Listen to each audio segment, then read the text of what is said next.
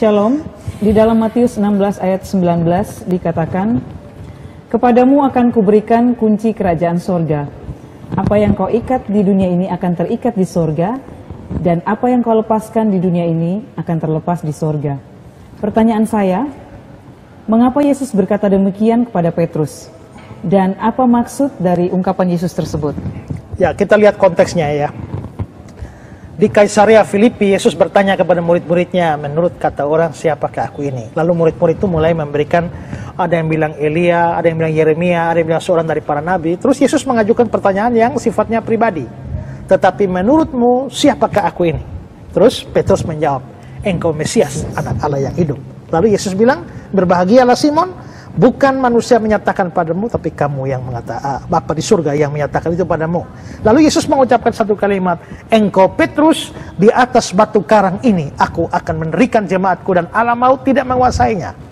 Nah, khusus ayat ini itu penafsirannya banyak tabrakan antara orang-orang Protestan dan orang Katolik. Engkau Petrus, di atas batu karang ini aku akan mendirikan jemaatku. Karena ada kata engkau Petrus, ya menurut orang Katolik berarti Petrus memang adalah tokoh yang sangat penting di mana gereja didirikan, dan karenanya mereka menerima Petrus sebagai paus pertama. Tapi teolog-teolog Protestan melihat di situ, Petrus di situ bukan merujuk pada pribadi Petrus, tapi merujuk pada pengakuan Petrus. Engkau Mesias, anak Allah yang hidup. Di atas pengakuan engkau Mesias, anak Allah yang hidup, itulah gereja berdiri. Jadi kalau gereja mengakui Yesus Mesias, anak Allah yang hidup, itu gereja. Tapi kalau sampai sudah tidak mengakui Yesus Mesias, anak Allah yang hidup, ya bukan gereja lagi. Nah, setelah pernyataan itu barulah muncul ayat yang ke-19 ini, ya. Kepadamu akan kuberikan kunci kerajaan surga. Apa yang kau ikat di dunia akan terikat di surga, apa yang kau lepaskan di dunia akan terlepas di surga. Maka pertanyaannya juga, apakah ayat 19 ini hanya ditujukan kepada Petrus? Kalau ini ditujukan pada Petrus, ya sudah, memang juga ada dukungan juga bagi pandangan Katolik. Ya. Nah, tapi kalau kita melihat di dalam ayat yang ke-18, 19, dan aku pun berkata kepadamu, engkau adalah Petrus, di atas batu karang ini aku akan mendirikan jemaatku dan alam maut tidak akan menguasainya. Kepadamu akan kuberikan kunci kerajaan surga. Apa yang kau ikat di dunia akan terikat di surga. Apa yang kau lepaskan di dunia akan terlepas di surga. Dari sisi bahasa Yunani, kata gantimu atau kau di situ, ya, itu ditulis dalam bentuk jamak. Sehingga kalau itu bentuk jamak, berarti itu tidak hanya ditujukan kepada Petrus. Pasti kepada rasul-rasul yang lain juga, bahkan juga bagi kita. Tapi kalau memang ini untuk banyak orang, kenapa dibilang engkau adalah Petrus, ya, kepadamu kuberikan kunci kerajaan surga? Para penafsir Protestan menganggap bahwa di situ memang Petrus disebut secara khusus karena memang dia perwakilan dari rasul-rasul. Kita juga tahu bahwa ada murid-murid ya, tapi Petrus itu kelihatannya murid khusus. Tampil vokal. Boleh dianggap kalau ketua kelas, dia ketua kelasnya, ya. Dia salah satu dari murid terdekat bersama dengan Yakobus dan Yohanes, tapi dia juga paling nyentrik gitu ya. Suka tampil dan kelihatannya paling menonjol. Karena itu dia disebut di situ sebagai perwakilan dari teman-temannya. Nah, apa arti ayat ini? Kepadamu kuberikan kunci kerajaan surga. Kunci itu kan fungsinya untuk membuka dan menutup. Kalau dia diberi kunci kerajaan surga, atau para rasul, orang percaya diberi kunci kerajaan surga, artinya, wah ini punya kuasa kan untuk membuka pintu surga atau menutup pintu surga. Ini tangan kanan. Ya. Bos, tangan kanan. Ya. Nah ini gini, membuka kunci kerajaan surga ini, itu sebenarnya kalau kita memahami makna ayat ini bukan hanya bisa dilakukan oleh Petrus dan para rasul, bahkan kita juga. Gimana caranya? Melalui pemberitaan Injil. Pintu surga tertutup bagi orang-orang berdosa. Tapi pada waktu kita memberitakan Injil, pada waktu misalnya saya beritakan Injil kepada Ibu Herlin, pada waktu saya beritakan Injil dan Ibu Herlin percaya, maka sesungguhnya saya telah membuka pintu surga buat Ibu Herlin. Ya, dan coba kita bisa lihat bahwa pada hari Pentakosta, setelah dapat Roh Kudus, Petrus berkhotbah. Dan satu kali berkhotbah, 3.000 orang bertobat. Maka disitulah janji Tuhan itu terjadi atau digenapi, karena pintu kerajaan surga telah terbuka untuk 3.000 orang sekaligus. Itu luar biasa, ya. Berarti kunci kerajaan surga sudah terbuka. Ya. Tapi kalau diberitakan Injil terus menolak, ya sudah, pintu kerajaan surga tidak terbuka bagi engkau. Nah, maka di situ kita bisa lihat bahwa memang kuasa itu diberikan kepada Petrus, juga rasul-rasul yang lain, termasuk kita. Ya, di mana kita bisa memberitakan Injil dan membuka pintu surga bagi banyak orang berdosa datang diselamatkan. Ya, terus ada kata-kata, apa yang kau ikat di dunia terikat di surga, apa yang kau lepaskan di dunia terlepas di surga.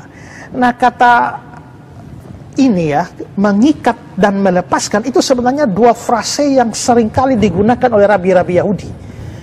Dan biasanya mengikat itu ditafsirkan atau dipahami sebagai sebuah tindakan melarang. Sedangkan melepaskan itu adalah sebuah tindakan untuk mengizinkan. Nah, untuk jelasnya saya membaca komentar dari Barclay, ya. William Barclay bilang begini, arti yang biasa yang dipahami oleh setiap orang Yahudi yaitu mengizinkan dan melarang. Mengikat sesuatu artinya menyatakan sesuatu terlarang. Melepaskannya berarti menyatakan diizinkan. Itu merupakan frase yang biasa dipakai dalam keputusan menyangkut hukum. Maka yang dikatakan Yesus kepada Petrus adalah, Petrus, engkau akan menerima tanggung jawab yang berat dan sukar. Engkau akan mengambil keputusan-keputusan yang dapat berdampak pada kesejahteraan seluruh gereja. Engkau akan menjadi pemandu dan pengarah gereja yang baru lahir. Keputusan-keputusan yang kau ambil menjadi begitu penting, sehingga keputusan-keputusan itu akan memberi dampak pada jiwa manusia, baik untuk sementara maupun untuk selamanya. Jadi Petrus ini kan salah satu soko guru gereja. Mula-mula, dia pemimpin gereja mula-mula. Dan ingat bahwa pada waktu itu, kitab suci perjanjian baru belum ada. Di awal-awal gereja awal-awal gereja belum ada, ya. Yang 27 kitab perjanjian baru ini belum ada itu. Nah, terus bagaimana gereja menentukan banyak hal? Maka di sini selain ada kitab-kitab yang memang sudah terlepas, ya, sudah kira-kira misalnya surat dari perjanjian baru itu, surat paling tua itu adalah Galatia. Ya, tahun-tahun 50-an baru muncul surat itu kan. Berarti sekitar 20-an tahun setelah Tuhan Yesus naik ke surga. Injil Matius sendiri baru tulis tahun 60, sekitar 30 tahun setelah Yesus naik ke surga. Ya, itu berarti bahwa peranan para rasul di awal itu sangat penting untuk menentukan mana yang perlu dan mana yang tidak perlu. Dan setelah itu nanti dicatat semua, baru menjadi patokan bagi kita. Ya, dan kita bisa lihat dalam sejarah gereja, itu pertama sidang di Yerusalem itu terkait dengan sikap gereja terhadap orang non-Yahudi. Ya, Yesus datang kan untuk orang Yahudi, rasul-rasul juga orang Yahudi. Tapi bagaimana dengan nasib orang Yahudi setelah itu? Nah, Paulus itu adalah rasul untuk orang non-Yahudi. Setelah Paulus beritakan Injil, banyak orang non-Yahudi bertobat. Tapi orang Yahudi menolak. Nah, lalu terjadilah sidang Yerusalem. Dan sidang Yerusalem ini nanti yang akan menentukan. Setelah semua rasul bersidang, kita coba lihat aja ya. Kisah pasal 15. Mulai ayat 5. Tetapi beberapa orang dari golongan Farisi yang telah menjadi percaya datang dan berkata, orang-orang bukan Yahudi harus disunat dan diwajibkan untuk menuruti hukum Musa. Maka bersidanglah rasul-rasul dan penatua-penatua membicarakan soal itu. Setelah beberapa waktu lamanya berlangsung pertukaran pikiran mengenai soal itu, berdirilah Petrus dan berkata kepada mereka, hai saudara-saudara, kamu tahu bahwa setelah sejak semula Allah memilih aku di antara kamu, supaya dengan perantaraan mulutku bangsa-bangsa lain mendengar berita Injil dan menjadi percaya. Dan Allah yang telah mengenal hati manusia telah menyatakan kehendaknya untuk menerima mereka, sebab dia mengaruniakan Roh Kudus juga kepada mereka sama seperti kita. Dan dia sama sekali tidak mengadakan perbedaan antara kita dengan mereka, sesudah dia menyucikan hati mereka oleh iman. Kalau demikian, mengapa kamu mencobai Allah dengan meletakkan pada tengkuk murid-murid itu suatu kuk yang tidak dapat dipikul baik oleh nenek moyang kita maupun oleh kita sendiri? Sebaliknya kita percaya bahwa oleh kasih karunia Tuhan Yesus Kristus, kita akan beroleh keselamatan sama seperti mereka juga. Maka diamlah seluruh umat itu. Lalu mereka mendengar Paulus dan Barnabas menceritakan segala tanda dan mujizat yang dilakukan Allah dengan perantaraan mereka di tengah-tengah bangsa-bangsa lain. Berarti Petrus cukup menonjol ya di sidang Yerusalem, walaupun dia berunding juga dengan rasul yang lain, tapi kelihatannya seperti kita bilang tadi bahwa dia ketuanya, dia berdiri dan menyampaikan keputusan para rasul. Ini tidak boleh, ini boleh. Itulah makna mengikat dan melepaskan. Ya, itu maksudnya Kalimat ayat itu ya.